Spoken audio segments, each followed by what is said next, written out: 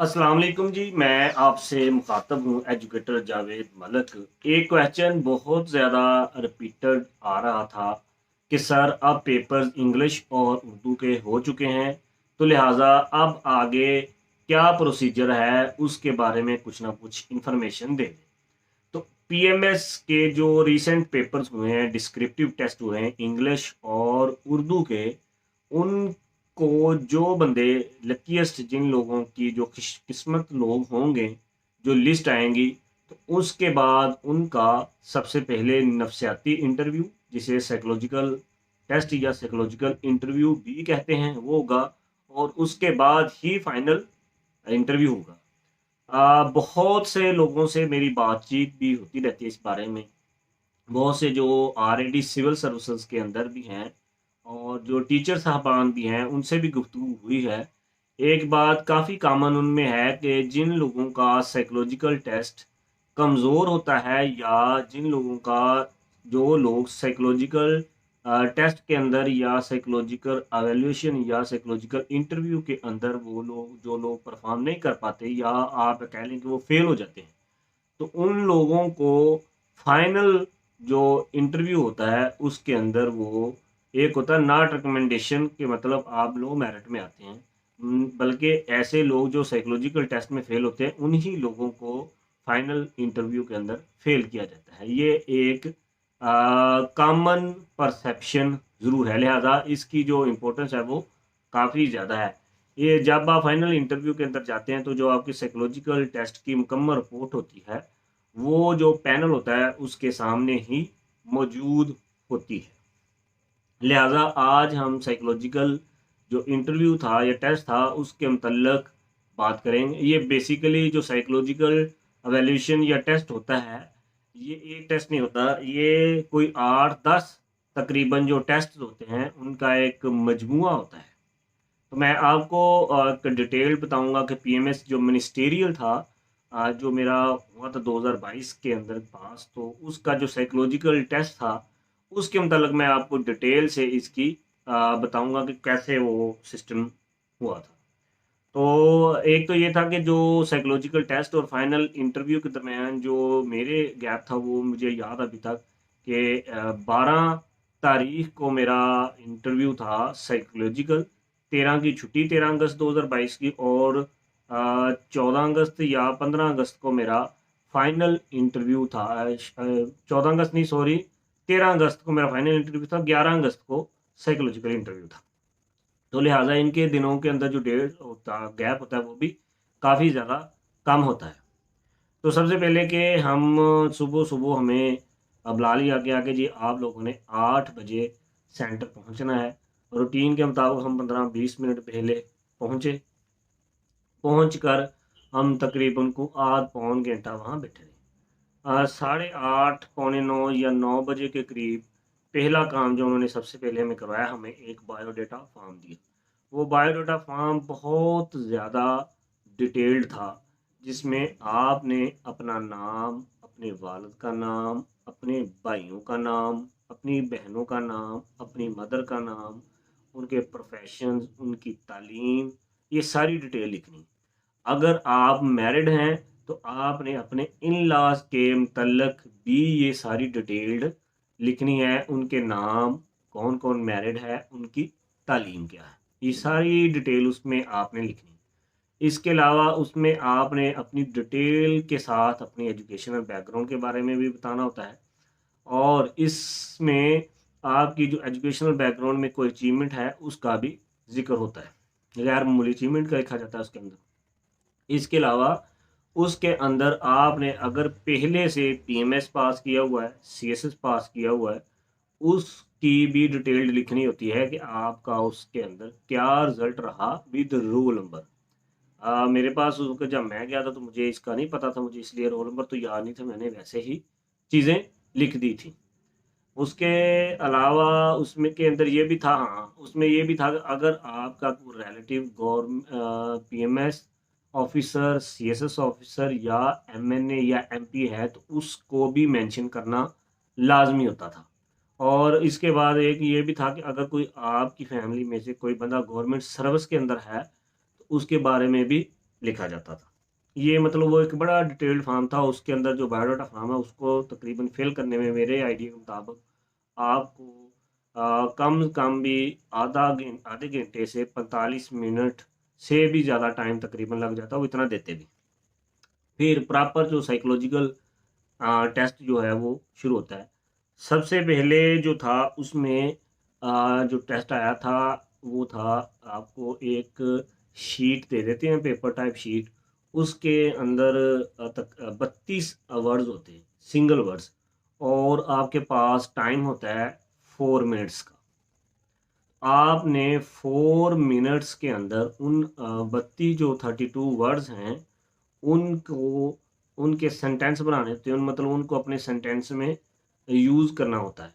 वो words different तरह के हो सकते हैं, मतलब उसमें गर्ल्स आ जाता है, ठीक है, गर्ल्स लफ्ज़ लिखा होता है, उसके अंदर एक्सट्रीमिज़म होता है, उसके अंदर करप्शन का वर्ड, कोई भी सिंगल सिंगल वर्ड्स होते हैं, वो 32 वर्ड्स होते हैं जिसको आपने 4 जो मिनट्स हैं उसके अंदर आपने लिखना है 32 में। और 32 मेरा ख्याल है कि बहुत कम लोग ही लिख होते थे, 27-28 ही लिखे जाते हैं 4 मिनट्स के अंदर। इसके बाद फिर तकरीबन कोई 15-20 मिनट आधे घंटे की ब्रेक होती है, उसके बाद दोबारा फिर इसी तरह का एक टेस्ट स्टार्ट हो जाता है। उसके अंदर आपको फिर 32 सेंटेंसेस 32 पेजेस वाली एक शीट होती है, लेकिन इस दफ़ा सिंगल वर्ड नहीं होते बल्कि कंपाउंड वर्ड्स होते हैं। इन स्पाइट ऑफ दो तीन वर्ड, तीन तीन वर्ड्स मिलके वी आर हैप्पी आगे खाली है, शी आई एम, ऐसे मतलब करके आगे आपने इसको सेंटेंस फिल करने होते हैं। तो ये भी 32 सेंटेंसेज ही थे और इसका टाइम भी 4 मिनट ही था। अब चूँकि 2-3 साल हो चुके हैं, कुछ चीज़ें मेरे माइंड में भी नहीं, मैंने बड़ी कोशिश की अपने माइंड को रिटेन करने की। तो मैंने कोशिश तो की है, तकरीबन सारे टेस्ट तो मुझे याद हैं, लेकिन ये जो चीज़ें टाइम का ड्यूरेशन थोड़ा बहुत आगे पीछे हो सकता है। अगर किसी और बंदे जो हमारे दोस्त बाम उन्होंने भी साथ दिया था, अगर वो उनको कोई गलती ताही इसमें नज़र आए काइंडली, तो आप मुझे कमेंट बॉक्स में या जैसे भी है वो आप मुझे व्हाट्सएप करके भी उसको करेक्ट कर सकते हैं। इसके लिए आपका एडवांस में शुक्रिया भी होगा। इसके बाद फिर आपको कोई आधे एक घंटे की ब्रेक होती है। यहाँ तक आपके को 10 साढ़े 10 का टाइम भी हो चुका होता है। इसके बाद कंबाइंड बहस होती है, मतलब ज़्यादा से ज़्यादा पीएमएस मिनिस्ट्रियल मैंने सीएसएस वालों से भी पूछा, वैसे उसमें भी यही होता है कि 10-10 लोगों का बैच जो है वो बना दिया जाता है। हमारे भी इधर 10 लोगों का बैच बना दिया गया था, हमें इकट्ठे बैठा दिया गया तकरीबन कोई सर्कल, हाफ सर्कल जो होता है उसकी शक्ल में, यू शेप के अंदर आप कह सकते हैं, लेकिन वो ज़रा यू लंबा होता है, उसको जैसे वो चांद तारी हाफ सर्कल की तरफ उठा दिया गया। सामने जो दो साइकोलॉजिस्ट थे, एक मेल और फीमेल, वो बैठ गए और उन्होंने टॉपिक हमें दिया। उस टॉपिक के ऊपर हमने सब लोगों ने अपनी डिस्कशन स्टार्ट कर दी। अब हर बंदा अगर उस डिस्कशन में 2 से 3 मिनट पार्टिसिपेट करे, और बहुत से लोग 2 से 3 दफ़ा भी पार्टिसिपेट करते हैं, आप एवरेज हर बंदे को 5 मिनट लगाएं तो 10 बंदे हैं, तो इसका मतलब है वो टेस्ट तकरीबन 45 से 50 मिनट तक तो ज़रूर चलता है। और इस डिस्कशन के अंदर जो साइकोलॉजिस्ट होते हैं वो जस्ट ऑब्जर्वर होते हैं, वो बिल्कुल भी इंटरप्ट नहीं करते। एक्सट्रीम पोजीशन के अंदर कोई ऐसा बहस में कोई दो लोगों के दरमियान ज़्यादा एक्सट्रीम इशू हो तो शायद ही वो बोलते होंगे, लेकिन हमारे केस में हमारे बैच के अंदर उन्होंने बिल्कुल ज़ीरो इंटरप्शन दी, वो बिल्कुल नोट करते रहे, लिखते रहे, बस यही चीज़ें थी। हाँ, ये था कि हम बोलने से पहले अपना नाम के साथ अपना इंट्रोडक्शन दे देते थे। इसके बाद ये तो कंबाइंड डिस्कशन थी। फिर हर बंदा जो है उसी डिस्कशन के अंदर इंडिविजुअल अपनी इनपुट भी देता था, दे रहा था। तो ये उसके बाद स्टार्ट हुआ कोई साथ ही, मतलब जब उन्होंने ये डिस्कशन कर दी तो फिर साइकोलॉजिस्ट ने कहा कि अब हर बंदा जो है वो इंडिविजुअल भी अपनी डिस्कशन करेगा। इस सिनेरियो में तकरीबन कोई कह लें कि 11 साढ़े 11 बज गए थे।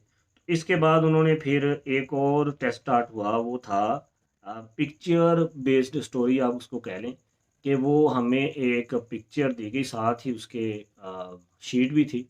हमने उस पिक्चर को देखकर एक स्टोरी राइट करनी थी। अब उसका मुझे कन्फर्म याद नहीं है कि वो 4 मिनट की थी या 8 मिनट की, या 4 मिनट की थी या 8 मिनट की, इसके अलावा नहीं थी, मतलब इसी के दरमियान ही थी। उसमें एक मेरी वाली जो तस्वीर थी उसके अंदर एक गाड़ी सी थी, साथ में कोई मलबा शलबा पड़ा हुआ था, जैसे कोई अर्थक्वेक वगैरह होता है, और डिफरेंट तरह मतलब उसमें चीज़ें नज़र आ रही थी। उसको मैंने देख के 4 मिनट के अंदर, या मुझे अब कन्फर्म यहाँ थोड़ा सा इशू है टाइम के, कि 8 मिनट के अंदर मैंने वो स्टोरी जो है वो राइट की थी, विद कंक्लूडिंग स्टेटमेंट। हमें लास्ट पे उसका कंक्लूजन भी देना होता है, नतीजा भी लिखना होता है कि इस का जो है वो ये नतीजा है एक लाइन के अंदर। अच्छा, ये तो थी पिक्चर बेस्ड स्टोरी, जिसमें पिक्चर में कुछ चीज़ें वाज़ेह थी। फिर इसके बाद कुछ वक्फे के बाद, आधे घंटे के वक्फे के बाद, एक और तस्वीर दी जाती है, उसके ऊपर भी आपने स्टोरी लिखनी होती है। अब वो जो तस्वीर थी वो बिल्कुल ही उसमें कुछ नहीं था, वो कह लें कि एक सफ़ेद कागज़ था, सफ़ेद कागज़ के ऊपर गोल गोल सी लाइनें थी। मैंने तो उसको बड़ा उल्टा सीधा करके देखा, मुझे तो कोई समझ नहीं आई उसमें क्या था, लेकिन खैर उसको मैंने अपने माइंड के लिहाज से उस पिक्चर को देख के एक स्टोरी बना दी, लिख दिया कि इस पिक्चर के अंदर ये बेसिकली मेरा जो पर्सनल ख्याल है। बाद में मैंने दोस्तों से पूछा भी था कि उन्होंने कहा कि तुम ठीक हो, वो आपके माइंड की जो परसेप्शन होती है उसके लिहाज से ही आपने अपनी स्टोरी लिखनी होती है।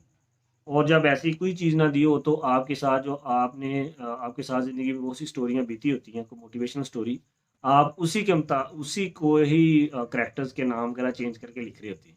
मैंने ये उस वक़्त ही फ़ील किया, आप अपने बारे में ही लिख रहे होते हैं बेसिकली। इस असना में ये 6-7 टेस्ट हुए। उसके बाद हमें अ, 1 घंटे या डेढ़ घंटे की ब्रेक मिल गई। सब लोग बाहर वगैरह थोड़ा बहुत खाने के लिए चले गए।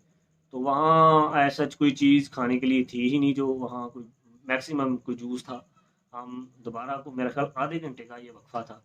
आधे घंटे के वक्फे के बाद फिर हम लोग वापस आ गए। यहाँ तक अब एक वर्ड्स की सिंगल वर्ड्स, फिर कंपाउंड वर्ड, फिर पिक्चर बेस्ड स्टोरी, फिर अगेन पिक्चर कह लें कि blur picture based story, combined discussion, और individual input in combined discussion. ये इतनी चीज़ें जो थी वो साइकोलॉजिकल टेस्ट की वो हो चुकी थी, और इस टाइम तक तकरीबन दो एक डेढ़ या दो का टाइम हो चुका था।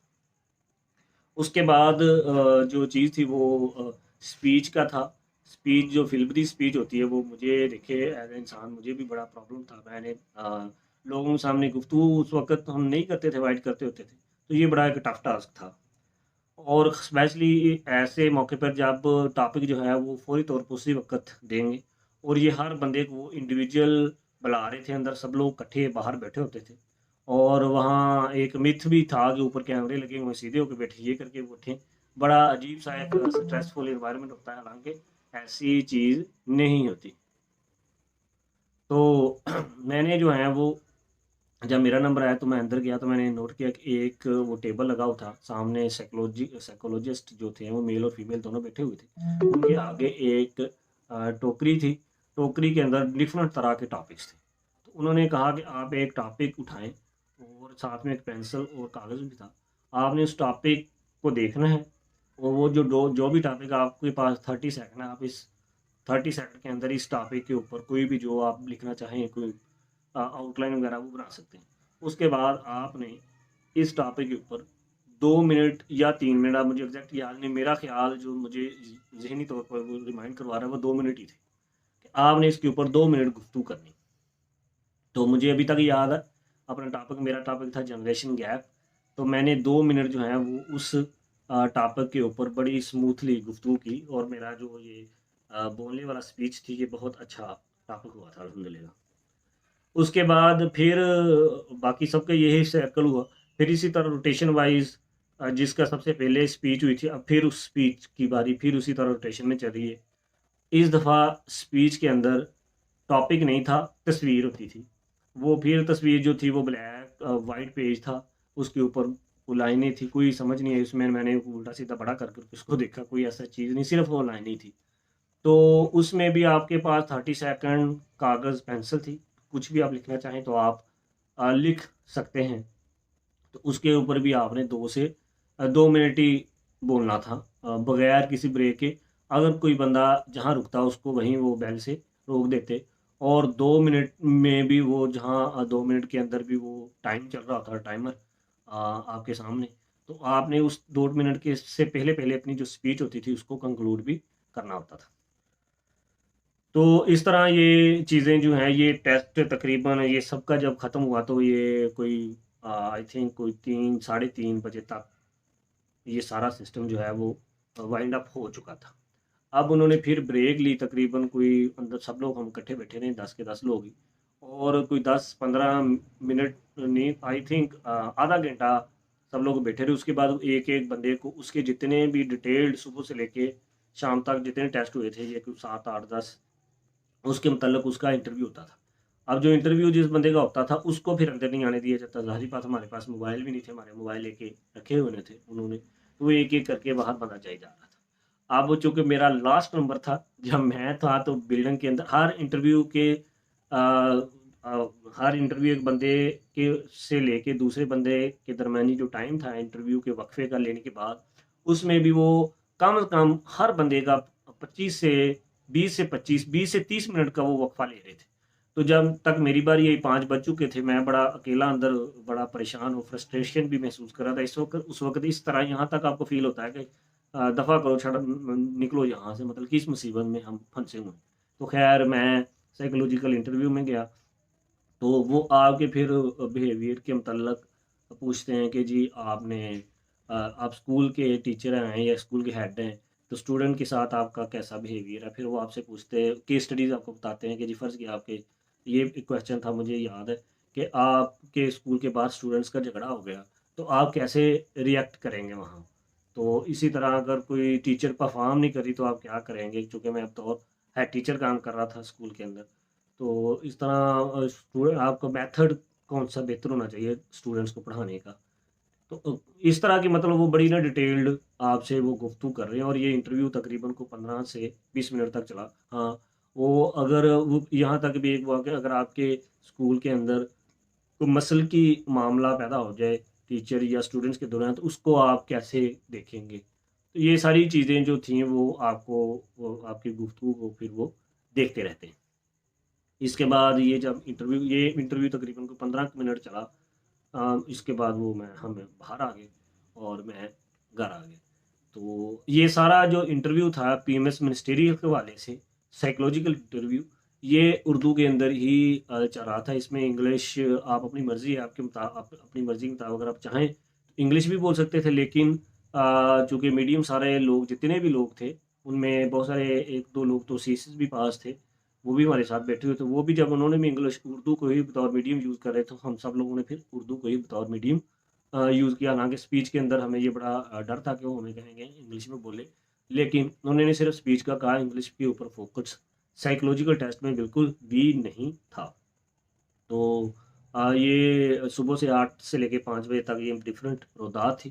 اس میں کہیں اگر کسی بندے کو مزید کلیئرٹی کی ضرورت ہو تو وہ مجھے کمنٹ باکس میں بھی میسیج کر سکتا ہے۔ ول ٹرائی مائی بیسٹ کہ اس کو مزید ایکسپلین کروں، اور میرے چینل کو لائک سبسکرائب شیئر ضرور کیجیے گا، اور موٹیویشن کے لیے کائنڈلی تھوڑا سا اپریشیٹ بھی کر دیا کرے، تاکہ اتنی جو ڈیٹیل آپ کو میں یہ انفارمیشن دے رہا ہوں یہ میرے لیے بھی اچھی بات ہے۔ میں ویسے جو یہ ویڈیو بناتا تھا یہ اپنے لیے بناتا تھا، میں نے یہ اپلوڈ کی، لوگوں کی طرح اپریسیشن آئی تو میں نے چلے کہا کہ یہ ایک انفارمیٹیو جو ہے لوگوں کا بھلا ہو جائے، لوگ بہت پیسے دے دے کے یہ کام کرتے ہیں۔ میں بھی اسی طرح جب میرا پاس ہوا تھا تو مجھے یہ نہیں پتا مل رہا تھا کہ میں سائیکولوجیکل ٹیسٹ کی تیاری کیسے کروں یا کن لوگوں سے رابطہ کروں، پتہ نہیں تھا، کوئی بتا نہیں رہا تھا مجھے، تو یہ بالکل ٹیسٹ کا نہیں پتا تھا، میں نے تو اس کو اب آپ لوگوں کے سامنے سب کے سامنے ہی اوپن کر دیا۔ Best of look G, thank you so much, Allah thank you so مچ، اللہ حافظ۔